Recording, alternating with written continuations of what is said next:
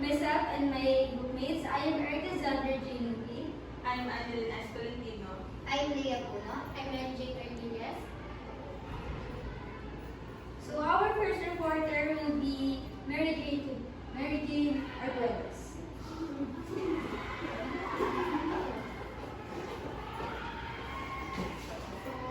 Utilitarianism. Utilitarianism believes in the principle that happiness is an intrinsic value that every human aspires for, therefore it drives our morality. So when we say utilitarianism, it is a theory of morality that advocates action that foster happiness or pleasure and oppose actions that can cause unhappiness or pain. So, ang example natin dyan is yung kay Robin Hood, yung kung napanood niyo yung Robin Hood, yung nagnakaw si Robin Hood sa mayamang pamilya para i-donate niya dun sa may hihirap. So, according to Christian ethics, that is immoral. Why? Because alam natin na yung stealing is masama. Masama, pero ginawa pa rin ni Robin Hood. And according naman sa utilitarianism, that is good. Why? Because nag-benefits yung maraming tao. And yung another examples natin is yung kapatid mo is nag-struggle siya sa online class. Wala siyang magamit na laptop. Pero may friend ka na mayaman. Doon sa coffee shop na pinagtatrabahuhan mo, nakita mo yung mayaman mong friend. Tapos nakita mo yung bago yung phone niya na iPhone 15. Tapos ninakaw mo yun.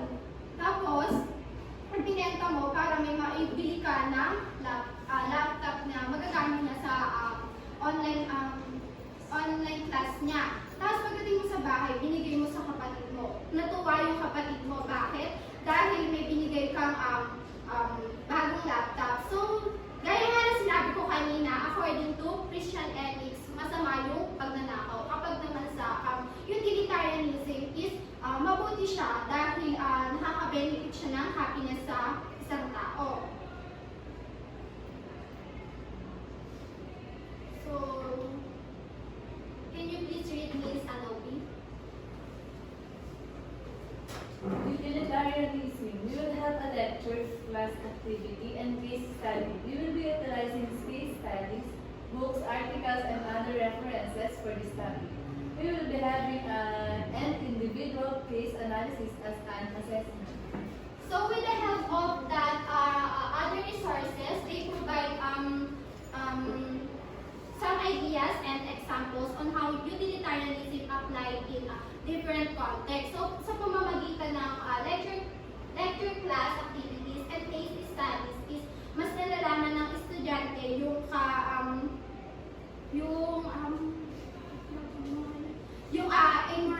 morality ng isang tao.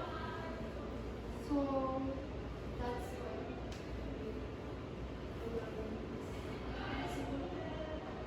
basic principles will be reported by Miss Erica Sandalupi.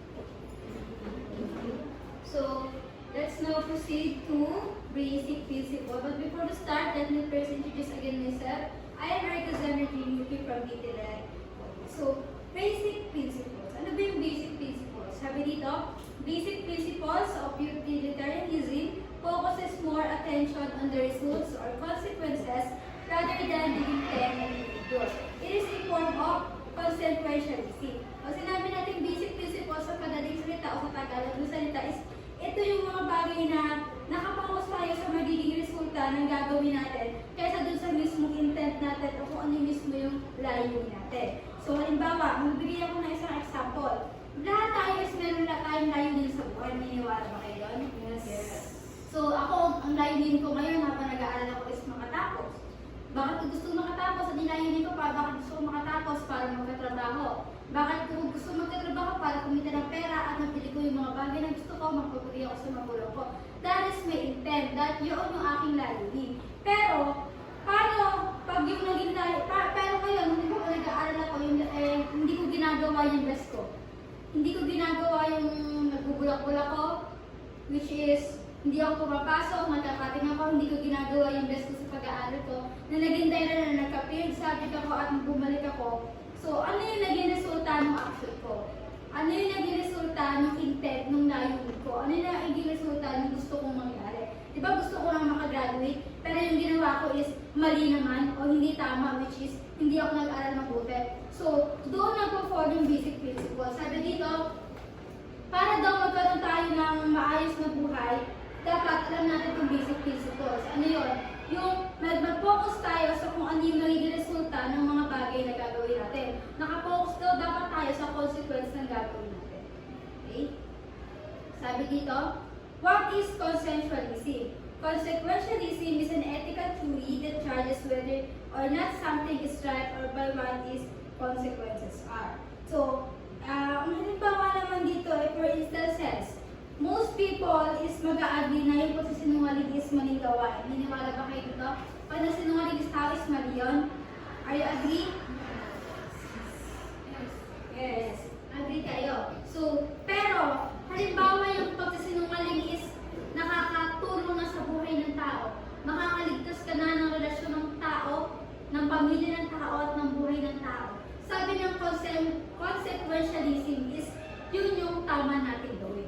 So, mali yung pagsisinungaling, di ba? Pero kung yun ay makakapagligtas ng buhay ng tao at yun ay makakasave ng buhay ng isang tao, sabi ni consequentialism, yun yung tama natin gawin.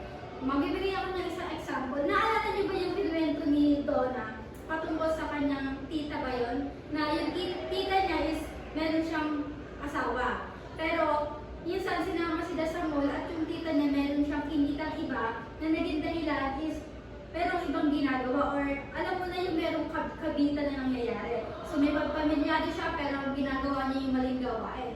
So bilang isang bata, naisip niya na agad na si Donna, naisip niya na huwag sabihin yung kanyang nalaman sa pamilya ng babae. Kasi ano yung magiging cause? Masisira yung pamilya, syempre pag nalaman ng mga gabi. Which is, sabi dito, yung ginawa ni Don ng akto na hindi pagsasabi ng totoo sa pamilya noon, which is ang magiging resulta nun o yung consequence nun is mabubuo pa rin yung pamilya, yun daw yung tamang gawin. So yung ginawa ni Donna ng part na yun na hindi niya sinabi yung totoo para lang ma-save yung pamilya ng tita niya at hindi masira, hindi magkaroon ng broken family yung mga pinsan niya, yun yung tinatawag na basic principles. Sabi nila, nasa huli daw yung pagsisisi. Naniniwala ba kayo? Nasa huli yung pagsisisi. Pero dito, tinuturuan tayo sa consequentialism na hindi dapat nasa huli yung pagsisisi. Dapat unahin natin isipin kung ano ba yung magiging resulta. Sorry. Okay, to continue. Sorry sa interruption. So, again, yung ginawa ni Donna na hindi niya sinabi yung totoo para lang ma-save yung family ng tita niya is yun yung sinasabi natin ng basic principle o yung sa consequentialism. Then, okay, to continue. Sabi dyan, the main principle, do what produces the best consequences. So, isa yung paalala na gawin daw natin kung ano yung mga bagay na magpuproduce o yung magiging resulta is maganda. Yung magiging consequences ng gagawin natin mga bagay o mga akto is yung tama at yung maganda. So, halimbawa sa pag-aaral, balikan natin yung example ko kanina sa pag-aaral. So, bilang mag-aaral, ano ba dapat kong gawin para mag-produce yun ng magandang consequences? Di ba kailangan mag-aaral ako mabuti at hindi ako magbulakbol? So, yun yung example ng, yun yung sabihin na sinasabi niya, do what produces the best consequences.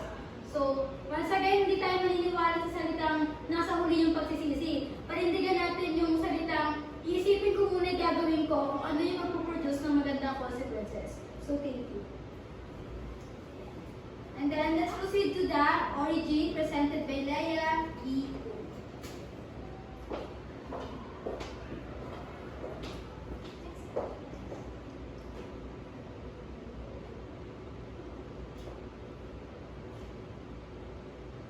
So next tayo sa origin. In 1789, Jeremy Bentham, a British philosopher, distributed an introduction to the principle of moral and legislation. The principle was further developed in the 18th century by Bentham and John Stuart Mill to attempt a moral theory that would be good for everybody. So, short background lang kay Jeremy Bentham and John Stuart Mill. Yung father ni Stuart ay, supporter ni Bentham. So, si Bentham kasi siya sa isang pioneer philosopher kung saan it talks about utilitarianism, which is na-tackle nga kanina, and na-tackle na din to nila Marlon last time. So, bali, sunod lang sa yapak niya si John Stuart Mill. So, ilan sa mga gawa ni Bentham ay sumasang-ayon si Stuart. And then, sabi nga ni Bentham, the greatest happiness of the greatest number is the foundation of the moral and legislation. So, alam naman natin ang moral is yung, alam natin yung kung ano yung mali sa tama. And then legislation kasi is yung batas. So, for example, dito yung significance of rights. So, di ba tayo mga kababaihan, meron tayong rights which is least privilege.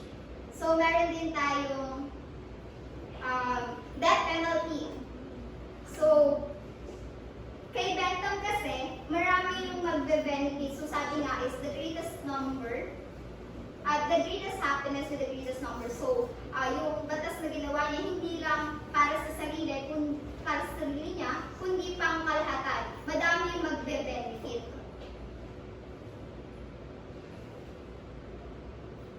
So, the origin could be traced back to Epicurus, who said that on the options that those she were fulfill a man, include not on his wealth, yet the truck for his one. So, kung kay Bentham, marami nagbe-benefit, selfless act, kung saan it's all about how the greatest number will benefit the action. So, if you make decision, you will consider yung magbe-benefit yung karamihan. So, samantalang kay Epicurus naman, selfish act siya, kung saan pang sarili lang. Kung kay Bentham, nagbe-benefit yung karamihan, dito naman kay Epicurus kasi is self-act, kung saan it's all about your own action. Kung saan dito lang yung pumapasok yung action mo na, dito lang yung ikaw lang yung nagiging masaya sa action na gagawin mo. So, hindi siya katulad mo kay Bentham na yung action niya hindi lang sa kanya, kundi para sa saya or ikabe-benefit ng ibang tao. So, next tayo is the nature of the theories na ikapresent sa atin ni Angie. So, let us now proceed to the nature of the theories. So, pag narinig niyo yung theories, anong unang mababasa sa isip niyo? Anyone? Yes, Miss Nomi? Mga theories. Mga theories. Okay. Yung theories is yun yung mga haka-haka based on sa pinag-aralan natin. Di ba, kunwari sa research, naghahanap tayo ng mga theories na related sa studies natin. So, dito, pag-aaralan natin yung nature of theories in utility. Who wants to read po?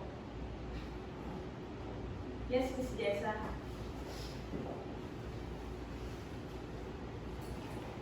Theory is a systematically related set of statements, including some low-light generalizations that is empirically testable. The requirements of empirical verifiability complies with the claims to be able to make at least approximately true statements about reality. Okay, thank you. So, sabi dyan, yung theory is a set of statements, including some low-light generalizations. So, for example, yung theories, si Eloisa pumunta sa palengke, sabi ni Nobby. So, si Nobby na nagsabi nun, hindi niya literally nakita si Eloisa na pumunta sa palengke. So, may nakita lang siya kamukha ni Eloisa, kahawig. Kunwari, nakita niya nakatalikod lang si Eloisa, kahawig. So si Nobby, gumawa na ng Turing na nakita niya si Eloisa. Sinabi niya na yun sa mga kaibigan niya, iba. So ganun yung Turing. Haka-haka lang siya. Wala siyang, parang katotohanan lang siya. Meron siyang at least approximately true statement. Pero hindi siya 100% na true. Next. Who wants to read? This is the Utilitarianism believes that happiness is a universally shared value and that every human's goal is to be happy. And this describes our morality. It believes that happiness is a balance of pressure over pain. In a way, it can be egalitarian because it accounts for each person's happiness as equal to anyone else. Everyone has equal morality and no individual is more special. Okay, sabi lang dyan, ang utilitarianism is, yun kasi kanina, sabi ni Mary Jane, yung utilitarianism is yung outcomes ng action mo. So sabi dyan, everyone believes that happiness is universally shared value that everyone's human's goal. So sino ba sa atin ang may ayaw na maging masaya, di ba? So ang goal natin sa buhay is maging masaya. And huwag natin i-pressure yung sarili natin. Kailangan natin i-balance yung pagiging kapag sa trabaho natin. Huwag tayong masyadong nape-pressure sa mga ginagawa natin. Kailangan din natin i-balance. Kailangan natin i-maintain yung pagiging happiness natin as a person. Kasi kapag masyado kang workaholic, mas masyado mong nape-pressure yung sarili mo. Kaya sabi dyan, happiness is universally shared with value and that's everyone's human's goal. Diba? Wala namang tao ang gustong hindi maging masaya, diba? So, next. For example, ito pa, isa pa. If you are choosing ice cream for yourself, the utilitarian view is that you should choose the flavor that you give. So, ikaw, Rika, kung papabiling ka ng flavor ng ice cream, anong gusto mo? Yung magbe-benefit ka o yung hindi? Siyempre yung magbe-benefit ako kasi yung flavor na bibilin ko, yun yung gusto kong kainin. Yun. Ang pinili niya is yung mas magbe-benefit siya. Yun yung utilitarian view doon na mas kailangan niyang piliin yun kasi doon siya yun yung gusto niyang kainin eh. Kunwari, ang pinili ni Rika is yung avocado kasi yun yung gusto niyang kainin. Ay, nagigets po ba? Yes. Next. We will go through this big question para mas maintindihan niyo pa yung nature of theory ng utilitarianism. The first one is, what is good and what is bad? Sino po makakapag-define kung ano yung what is good and what is bad? Anyone? Eloisa. Yung what is good yung gagawin mo lang mabuti. Tsaka yung bad is yung gagawin mo masama. Okay, thank you. What is good and what is bad? Sabi ka ni Eloisa, yung what is good is yung paggawa mo ng mabuti. And what is bad is paggawa mo ng mali. Agree ba kayo dun, guys? Yes. The next question is, what happiness should be maximized? Yung mga supporters ng utilitarianism is mas prepared, naniniwala sila na action morally permissible if it produces more happiness or pleasure and less suffering than any other alternative action. Like yung example kanina, di ba? Mas pinili ni Rika yung gusto niyang ice cream. Kaya yun, mas nag-benefit sa kanya. Nakalagay dito, action is morally permissible if it produces more happiness or pleasure. So, last is individual. Please read, Miss Nobby. Individual. Utilitarianism measures morality based on happiness. It is often referred to as egoism, which means pursuing something for one's own good. Example, suppose you are craving for both cake and ice cream, and you can only get one. Since you need to select only one, you should choose which among the two you crave the most, which will then bring you more happiness. Okay, thank you. So, kagaya lang na example kanina, dito naman ang example is mamimili ka kung ano yung gusto mo Kung ice cream or cake. Ikaw, Jessa, pag tinanong kita, ano mas pipiliin mo? Cake or ice cream? Cake. Bakit cake? Cake kasi yung gusto ko and dun ako mas masasatisfy. Oh, yun. Pinili niya yung cake kasi doon siya mas nasasatisfied. Ang sabi kasi dyan, which will then bring you more happiness. So yun yung pinili niya cake, kaya yun. So yun lang po yung report namin. May tanong pa po kayo? Na